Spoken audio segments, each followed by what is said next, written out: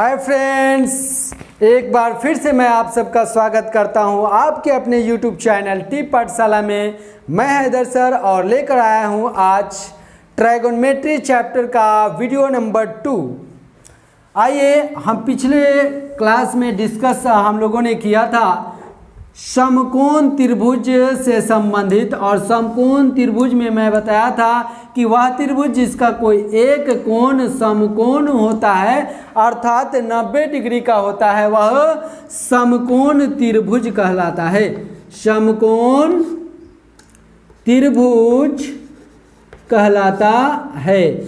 और साथ में हमने ये भी बताया था कि समकोण त्रिभुज की सबसे लंबी भुजा जो राइट एंगल यानी समकोण का अपोजिट भुजा होती है वह हाइपोटेनस कहलाती है। हाइपोटेनस कहलाती है, जिसे हिंदी में कर्ण कहा जाता है और जिसे एच से सूचित किया जाता है। और साथ में ये भी बताया था शेष दो भुजाएं जो है वह रेफरेंस एंगल पर डिपेंड होता है कि कौन लंब है और कौन आधार है। जान लीजिए, रेफरेंस एंगल जो होता है ये न्यून कोण, वह आधार और कर्ण द्वारा बना होता है। ये रेफरेंस एंगल जिस कर्ण के अलावा जिस साइड से टच होता है वो साइड बेस कहलाता है, यानी हिंदी में इसे आधार कहा जाता है, इसे बी से सूचित किया जाता है। जबकि इसके अपोजिट साइड वाला जो भुजा है वह परपेंडिकुलर कहलाता है, परपेंडिकुलर। और यह रेफरेंस एंगल के अपोजिट साइड वाला भुजा है, इसलिए इसे अपोजिट साइड के नाम से भी जाना जाता है। अपोजिट साइड के नाम से भी जाना जाता है। हिंदी में इसे लंब कहा जाता है और इसे पी से सूचित किया जाता है। और मैं साथ में ये भी बताया था कि राइट ट्रायंगल के भुजा साइड्स के कुल 6 रेशियो होते हैं, जैसे कि मैं बताया था P/H, B/H, P/B और बताया था H/P और H/B और B/P। और इसका नाम मैं बताया था कि इसका नाम होता है साइन, और इसका नाम दिया गया है गणितज्ञों द्वारा कोसाइन। इसका पूरक होता है ये, और इसका नाम है टेंजेंट, और इसका नाम है कोसेकेंट, और इसका नाम है सेकेंट, और इसे कोटेंजेंट कहा जाता है। कोटेंजेंट कहा जाता है। ये थोड़ा सा बड़ा नाम है तो थोड़ा सा ऑड फील होगा, इसलिए गणितज्ञों ने इसे थोड़ा सा शॉर्ट फॉर्म इसका बना दिया।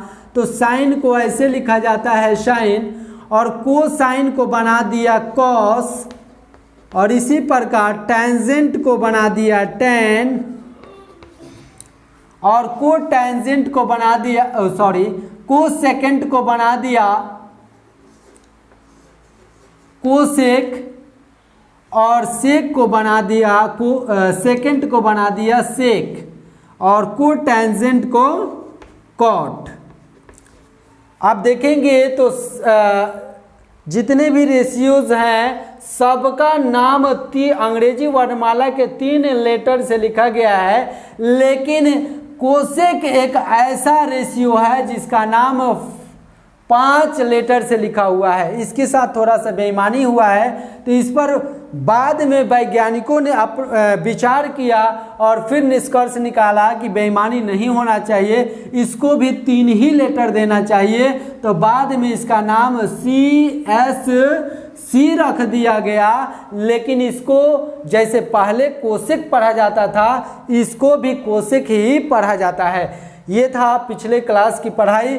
आज मैं आपको बताऊंगा कि रेशियो जो है एक दूसरे के अपोजिट है। यहाँ पे आप देखेंगे गौर से तो साइन जो होता है वह कोसेक के अपोजिट होता है। साइन का रेशियो जो होता है लंब बटा कर्ण यानी P/H होता है, वहीं पे कोसेक का रेशियो जो होता है कर्ण बटा P होता है। सबसे पहले अपोजिट रेशियो हम देख लेंगे कि कौन किसके अपोजिट है।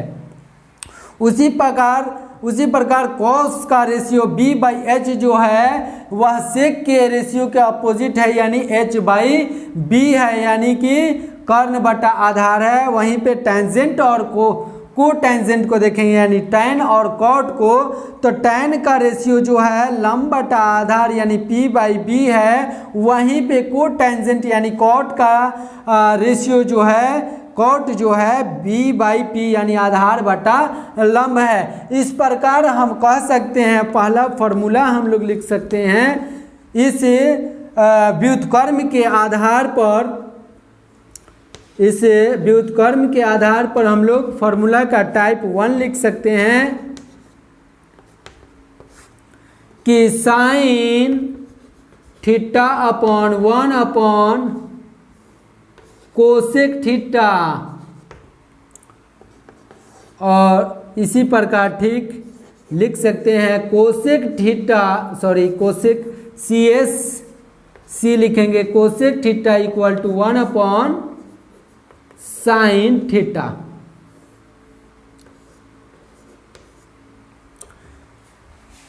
नेक्स्ट लिख सकते हैं cos theta equal to 1 upon sec theta. इसी प्रकार sec theta equal to 1 upon cos theta. Next लिख सकते हैं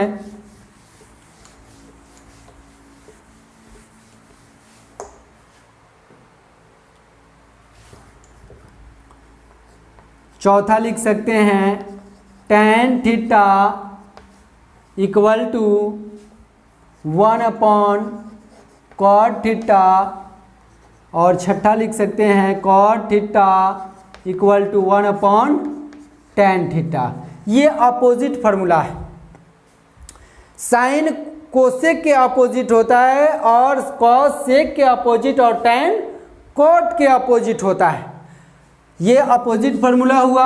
अब हम एक चीज़ और आपको बताना चाहेंगे कि रेशियो जो है तनी ठीक तरीके से लिख लिया जाए। ट्राइगोनोमेट्री रेशियो, वो तो मैं बताया था कि इन भुजाओं के रेशियो का नाम ये है, लेकिन एक चीज़ हमेशा रेशियो जो है एंगल के साथ देता है और एंगल के साथ ही लंब और आधार आपस में बदल जाते हैं। याद रखिएगा, अगर एंगल ये रहेगा यानी कि इस भुजा में अगर टच रहेगा रेफरेंस एंगल तो इसको आधार कहेंगे।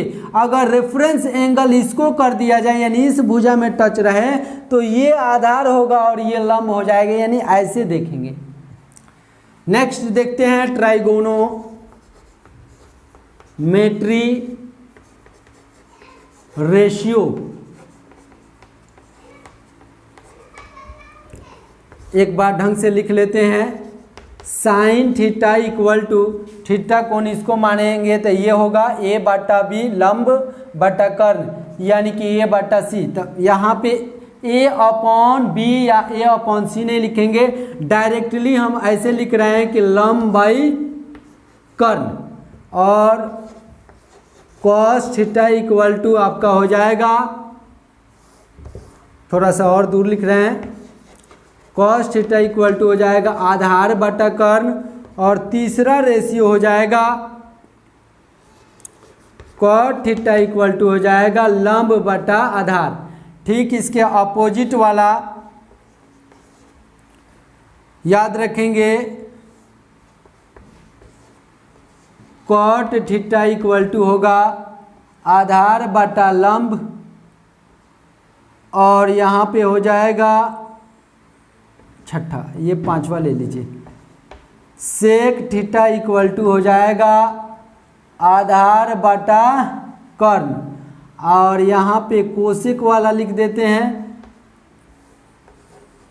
कोसेक थीटा इक्वल टू हो जाएगा कर्ण बटा लंब, यहाँ पे मिस्टेक हुआ है, ये कर्ण बटा आधार होगा। इस रेशियो को हमेशा याद रखना है, और ये कौन किसके अपोजिट होता है ये भी याद रखना है हमें। और एक चीज़ का आप ध्यान रखेंगे कि जब रेफरेंस एंगल बदलेगा तो लंब और आधार आपस में बदल जाएगा, क्योंकि इस पर बहुत ज़्यादा क्वेश्चन बनने वाले हैं, और 10th क्लास में बहुत ज़्यादा ऑब्जेक्टिव पूछे जाते हैं रेफरेंस एंगल और रेशियो से। तो इसलिए हम रेशियो को याद रखेंगे, और साथ में ये भी याद रखेंगे कि रेफरेंस एंगल बदलने पर लंब और आधार आपस में बदल जाते हैं। एक चीज़ मैं और बताना चाहूँगा, इसे थोड़ा सा मिटा देते हैं, और इस रेशियो को कुछ बच्चे भूल जाते हैं। हालांकि आपको बहुत सारे ट्रिक देखने को मिले होंगे, मैं सिंपल, हालांकि ये कोई बहुत बड़ी बात नहीं है, लेकिन फिर भी एक छोटा सा ट्रिक दे रहा हूँ, जिस ट्रिक से मैं हमेशा पढ़ाता हूँ। इसको ऐसे याद रखेंगे, लाल बटा का, लाल बटा का, ऐसे हम लोग जाएंगे और फिर ऐसे लौट आएंगे, याद रखेंगे। साइन थीटा इक्वल टू लंब बटा कर्ण, कॉस थीटा इक्वल टू आधार बटा कर्ण, टैन थीटा इक्वल टू लंब बटा आधार। अब फिर नीचे से इधर आएंगे, कॉट थीटा इक्वल टू आधार बटा लंब, सेक थीटा इक्वल टू कर्ण बटा आधार, और कोसेक थीटा इक्वल टू कर्ण बटा लंब। इस तरीक़ा से इस ट्रिक पर हम रेशियो को याद रख सकते हैं। मिलते हैं नेक्स्ट वीडियो में, आज इतना ही दोस्तों। Thank you so much for watching. इसी तरह अपना प्यार बनाए रखना। Thank you so much. मिलते हैं अगले वीडियो में। जय हिंद, जय भारत।